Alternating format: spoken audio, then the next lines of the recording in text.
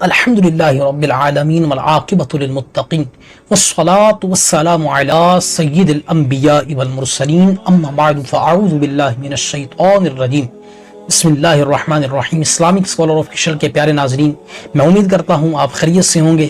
اللہ تعالیٰ آپ کو برکت عطا فرمائے، دین اور دنیا کی بے شمار بلائیاں نصیب فرمائے۔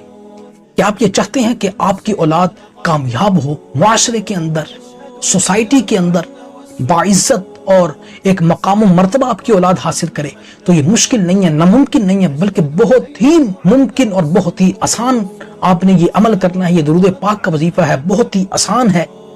کتنی مرتبہ پڑھنا ہے روزانہ، اور اس کی کیا کیا برکتیں ظاہر ہوگی، ویڈیو کو آخر تک دیکھیں۔ چینل سبسکرائب نہیں کیا تو سب سے پہلے چینل سبسکرائب فرمائیں تاکہ آنے والی ہر ویڈیو کو نوٹیفیکیشن آپ تک بر وقت پہنچ سکے۔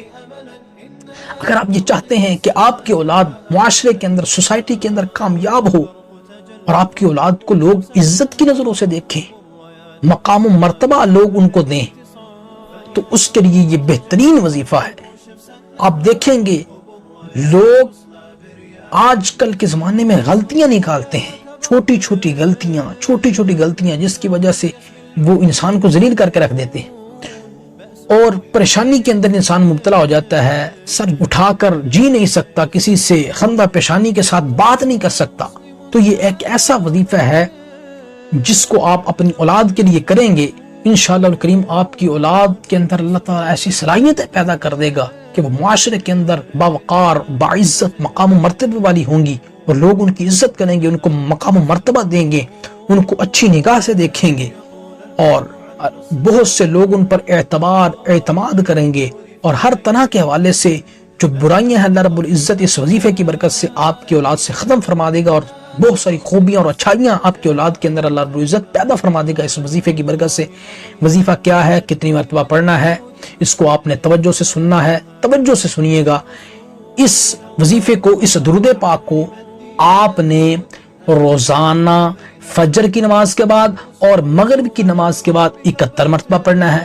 اگر آپ یہ نہیں کر سکتے، آپ کہتے ہیں میں فجر کی نماز کے بعد اور مغرب کی نماز کے بعد فارغ نہیں ہوتا 71 مرتبہ اس درود پاک کو نہیں پڑھ سکتے، حالانکہ چھوٹا سا درود پاک ہے، پڑھ تو آپ سکتے ہیں۔ اگر آپ سمجھتے ہیں کہ نہیں پڑھ سکتے تو کوئی مسئلہ نہیں، ہر نماز کے بعد 7 مرتبہ پڑھ لیں، یا آپ 71 مرتبہ پڑھ لیں فجر اور مغرب کی نماز کے بعد، دونوں دفعہ 71 مرتبہ، یا یہ کر لیں، یہ زیادہ فائدہ مند ہے۔ نہیں کر سکتے، ہر نماز کے بعد 7 مرتبہ پڑھ لیں، یہ درود پاک پڑھ لیں، پھر اللہ تعالیٰ کی قدرت کا کرشمہ دیکھیں گے اس درود پاک کی برکت سے انشاءاللہ الکریم اللہ رب العزت آپ کی اولاد کو مقام و مرتبہ عطا فرمائے گا، اور سوسائٹی کے اندر کامیابی عطا فرمائے گا۔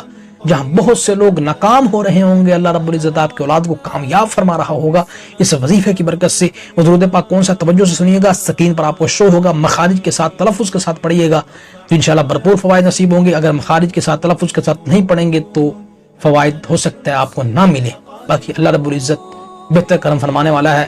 درود پاک توجہ سے سنیے گا۔